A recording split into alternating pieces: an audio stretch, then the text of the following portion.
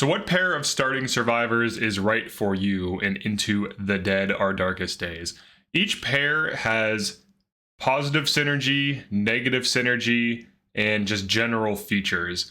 Most units in the game, most survivors in the game, have 2 positive attributes and 1 negative trait. So what we're going to do is evaluate all of these different attributes and go over the pros and cons as well as the positive and negative synergy. All right, so for Tracy and Wayne, this is probably most people's starting pair. So Tracy has Will to Live, which increases melee damage when her health is low. Now this is something that you don't really want to count on, because if your health is low, you die easily. So this is nice to have in a pinch, but not something you should really risk running.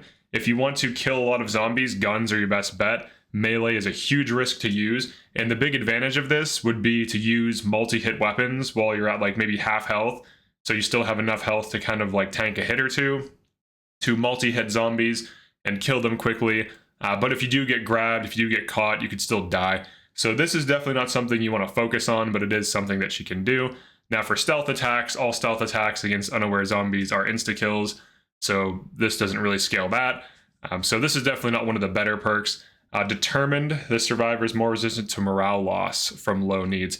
Now, low needs is something that can easily be avoided, so this also isn't really too useful. And then her negative trait is non-drinker.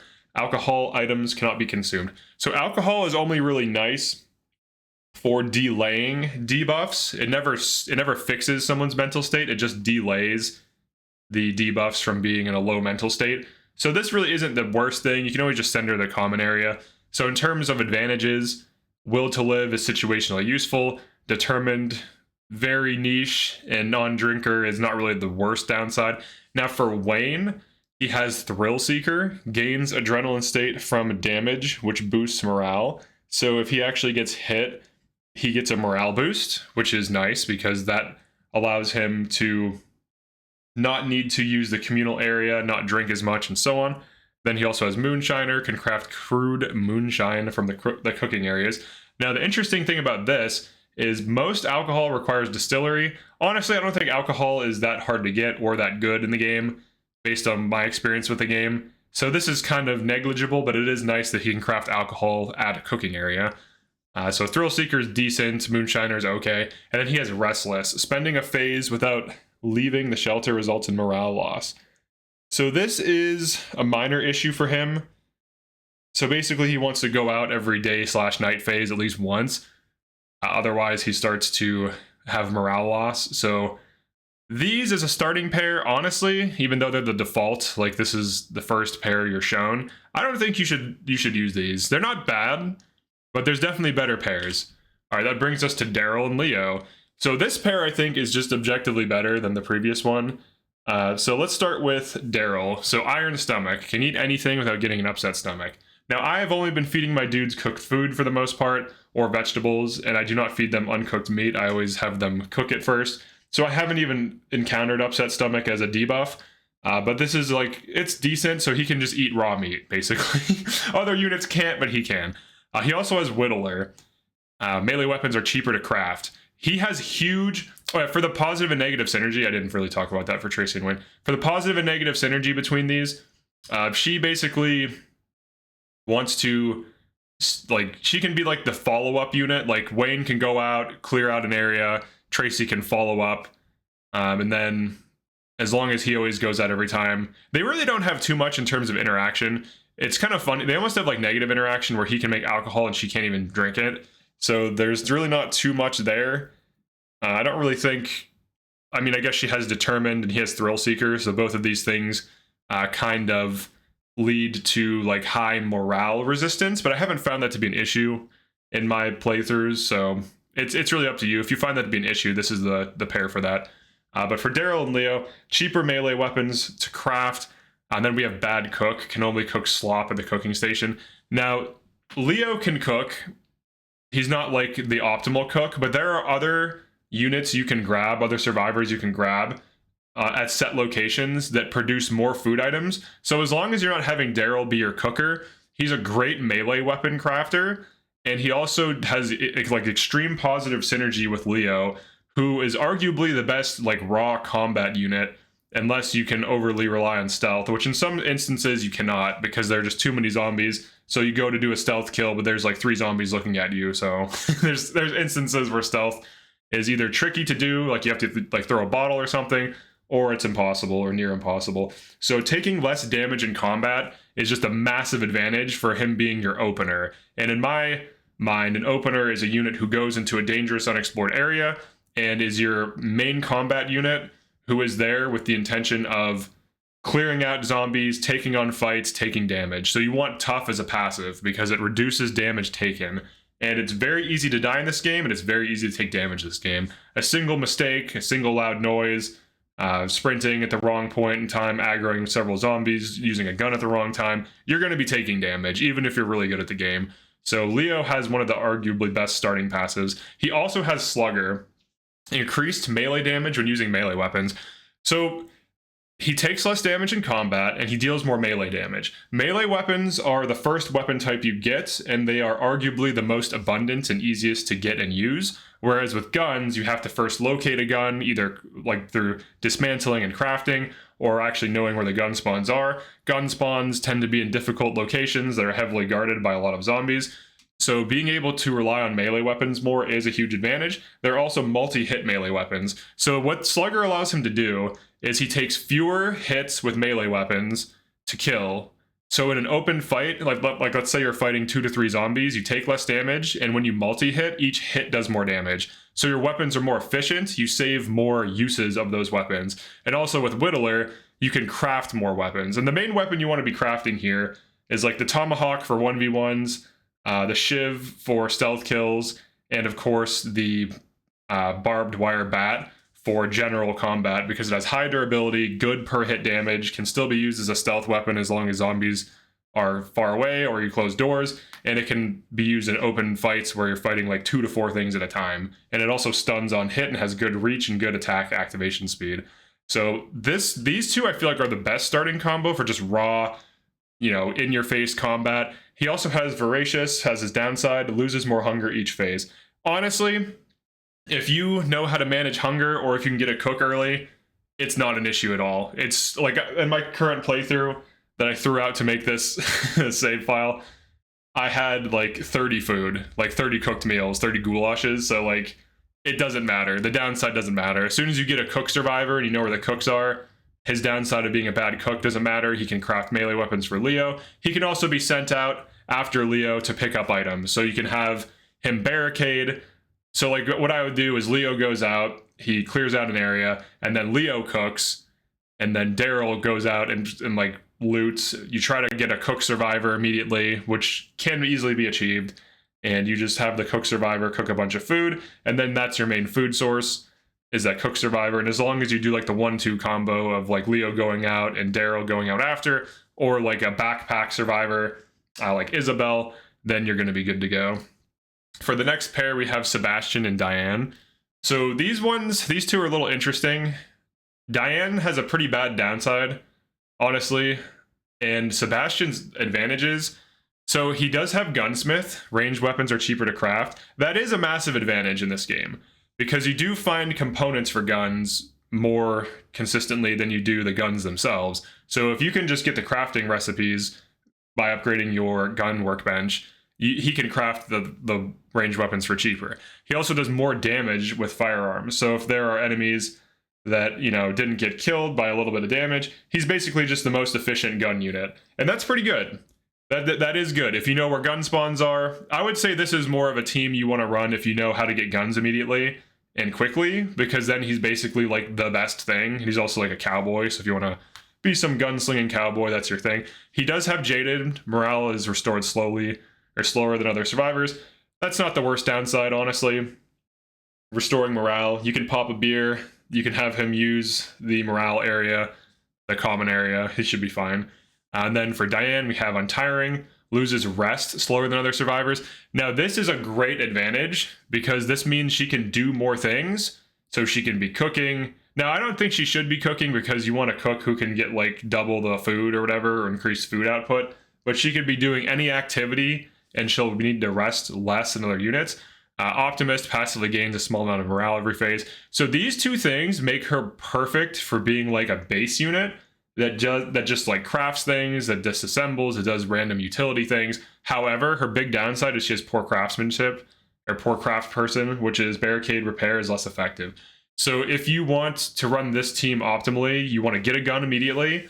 He obviously is your main combat unit. She is your base unit. And then if you want to fix barricades, he's going to have to be the one to do it, or you're going to want to grab an extra survivor who can do that. Because you don't have to send them to do the thing they're bad at, right? Like if she's bad at barricades, don't have her make barricades. Or if it makes sense for her to make barricades because he needs to sleep or whatever, then you can do that as well. But I feel like this is more of like an expert team where you know how to leverage Untiring and Optimist on her, grab someone who can make your barricades right away, optimize for guns right away, and then also manage his jaded status so that he doesn't go nuts from mental illness. All right, the next we have Hector and Kayla.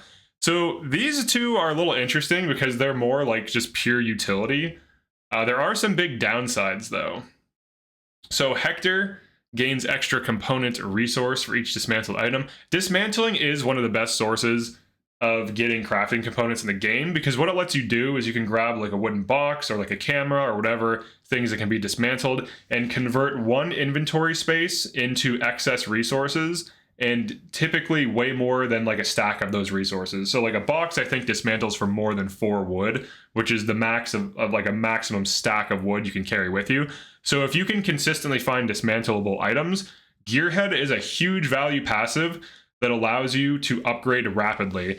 He also has Fortifier. Barricades are cheaper to repair, so this lets you craft barricades for cheap, right? And in addition to Gearhead, you can kind of see that he's really good at like base efficiency. And base efficiency is something that really matters early, but later on, once you get to the point where you have all of your crafting, like all of your outposts are crafted, like your tables are crafted or whatever, like all your things are upgraded to level 3, I should say. Then you start to accumulate excess resources, or at least that's what's happened. That's what's happened with my playthroughs. But he also does have Insomniac, loses more rest each phase. But he's essentially he's a free gearhead, which is massive value because there are disassemblable items in basically every map. So if you just optimize to get like 2 to 3 of those per run, he can make huge use of that and convert that to big resources. And also he's a really good barricade unit. Kayla, however, I feel like she has huge downsides. I feel like with this team, Hector is probably your opener, which seems weird. Like he goes in first because he can carry more. And then I would have Kayla going after, because Kayla doesn't really have, she has like a kind of advantage in combat because she has evasive. But I would say that he should probably go in more because she has the lightweight, which is a huge debuff. So you want to play around that. We'll get into that in a second.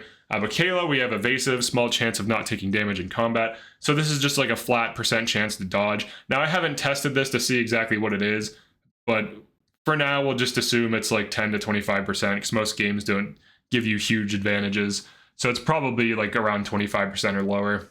If you know, definitely drop a comment. We have Escape Artist, create more lockpicks when crafting at the workbench. Now, this is only situationally useful. Most maps do not have a lockpickable door, but there are maps with a ton, and the maps that I've encountered with a ton didn't really have like huge resources behind those like lockpickable areas. But this is like decent, and this is like an advantage. But she does have one of the worst downsides, which is lightweight and reduced backpack space. So early on, one of the biggest things you want to do is snowball your crafting resources, and having reduced backpack space definitely hurts her ability to do this. So the reason why I recommend Hector going in first is so that he can grab all of the important things and make use of his larger backpack space. And her only advantage in combat is evasive, which is a small % chance, and you shouldn't plan on getting hit. You have an evasion dodge button, as well as like just moving back and forth and using stealth. So like she is slightly better in combat because she has evasive, but he should go in first to grab most of the items, and then she can come in after, get all of the items, the remaining items that matter, especially for smaller maps. This way, her downside of lightweight isn't as painful. Now, you could send her in first and then send him in afterwards, assuming that the backpack space isn't really an issue for you. Just make sure that she goes for, optimal items. the reason why I recommend sending him in first, even though it's basically the same amount of inventory spaces, is you don't really want to be messing with prioritizing inventory when there's active threats around. So you kind of want to clear the area and then send her in. At least that's how I feel like she should be used. And you can always have her like pick locks or whatever after the fact. But you could send her in first if you want to take advantage of evasive, and then just make sure that when you're managing your backpack when looting, there's no zombies around. But either way, like, the lightweight does suck. And of the two, I think Hector's a little bit better, but it's not a bad pair. And then we have Daphne and Penny. Now, Daphne is crazy. She has some really good passives. So first aid training, crafts more items in the medical area for the same cost. Good cook, recipes generate more food at the cooking station. She has 2 huge abilities, double first aid kits, double, I don't know if it's double, it's at least a 50% increase. I think it takes like 1 to 2 and turns it into 2 to 3 food. I don't know the exact values, but obviously you get free food. You get extra food, and you get extra medical kits. And the med kits are pretty much, well, actually, it's not even just med kits. It's all crafting items for first aid area. So bandages, med kits, and the pain pills or whatever those pills do. But that's insane value. Her only downside is pacifist, which is attack damage is reduced. So that does hurt her, but if she follows Penny, like if she's the second person to loot an area, then the downside of pacifist barely matters. Now, it does matter if you're fighting a lot of things, but if she just has to fight like 1 to 3 things that are isolated because you've largely cleared out the area, the pacifist debuff is really not that bad. She's really good at the base. She has 2 positive base things, but also with Penny, you get 2 big buffs that actually matter a lot. You get Blade Expert, increased damage when using a bladed weapon, and you also get Sneaky, make less noise when scavenging. So she's quieter, and she's better with blades. She has a melee damage buff. Now, there are bladed weapons that can be used in like open combat, but there aren't really multi-hit bladed weapons. Well, actually, I don't think that's true. I think there's like a huge bladed like junk weapon that doesn't have high durability. But I think right now the best melee weapons, unless there's like swords I haven't found or something, and I don't think Fire Axe, is Fire Axe considered bladed? I think axes would be considered bladed. I don't know. I don't know that axes are considered bladed. I would have to test it. If you already know, definitely drop a comment. But her damage with like knives and bladed weapons, let's assume they are, because that's kind of logical because it is a blade. She does have open like 1v1s. She's good at stealth.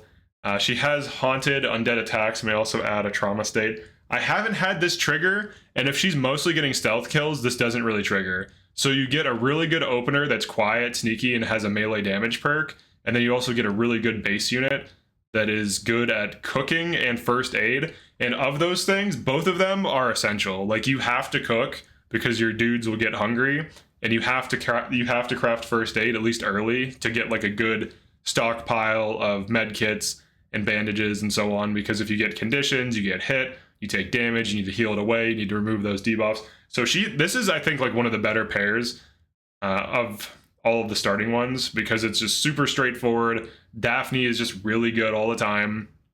The only time she's not good, though, is late game. So early on in middle game, she's really good for just like squeezing more resources, like taking the exact same inputs and getting you more outputs. But for late game, when resources are more abundant and you have more survivors and you constantly are sending 2 people out a night no matter what, like a day, then that's when the value starts to diminish. But that's true for most of these people. So like once you get to a point of abundance, a lot of these passives start to matter less. But for example, Daryl and Leo, Whittler, Slugger, and Tough, I think this is like the best open fighter combo, and the best like stealth combo is Daphne and Penny for sure. So if you really like stealth, then I would go Daphne, Penny. And if you really like fighting out in the open, Daryl and Leo. If you want morale management, then Tracy and Wayne. If you want the crafting resources, so like the Hector Kayla, they're kind of like the crafty pair. You have crafting more lockpicks cheaper, dismantling more components, and then fortifying barricades. So this team, I feel like they mainly excel in like the early game for just reducing costs. But once you get beyond middle game and you're approaching like finishing a playthrough, these passives don't matter as much, and lightweight does suck a lot. And then for Sebastian and Diane, I feel like Sebastian is an endgame character, having marksman and gunsmith, because you eventually do just run guns, and depending on how you want to play, you can just run in and go, you know, tooting and shooting. Just go in there and start shooting things. So I feel like this is a more endgame team, but she's like, Diane's pretty good for the untiring and the optimist. So like he needs his guns. So this is like more endgame. But all the teams have pros and cons. I feel like I hit the major pros and cons of them. For starting, I would recommend Daryl and Leo or Penny and Daphne. And then if you want to go for the gun guy, I would go Sebastian and Diane. And then the other ones, if you happen to like what they have, like if you like Fortifier and Gearhead, if you like the morale boost stuff from Tracy and Wayne, so you don't want to manage morale as much, then that's the team for you. But that's pretty much it for this one. Definitely drop a comment as to what team you prefer and why. And of course, you have to consider like who you can grab in the map, like what survivors you can get. So there are 2 backpack survivors, like heavy backpack survivors that can carry more space, for example. So in that case, I think Kayla becomes like less relevant because her debuff does suck. Bad back and lightweight are definitely bad debuffs. And crafting more lockpicks, I feel like this doesn't really matter as much. Evasive could be good though, if it's a high % chance. I'm gonna test it right now, but not during this video. So that's it for this one. Definitely like and subscribe if you enjoyed this or found this useful, and I'll see you next one. Peace.